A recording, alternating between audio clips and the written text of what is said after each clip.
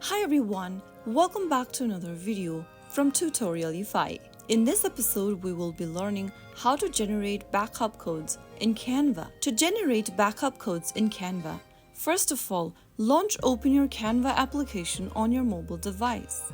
After signing into your account, from the home page, tap on the hamburger menu at the top left corner. This will open up the menu section. Tap on your username at the top and click on the settings button on the next page. Inside the settings menu, click on login and security. Scroll down from the security settings page and under backup, click on regenerate. Now you have an option to either keep your old codes active or create new backup codes. Once generated, a list of backup codes will appear.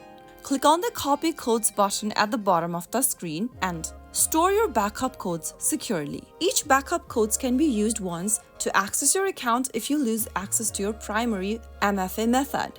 Make sure that you keep these codes in a safe place.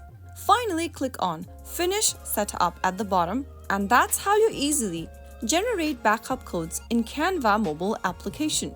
I hope the video was helpful to you. If it was, make sure to give us a thumbs up and don't forget to subscribe to Tutorialify for more videos like this. I will be back again in the next episode.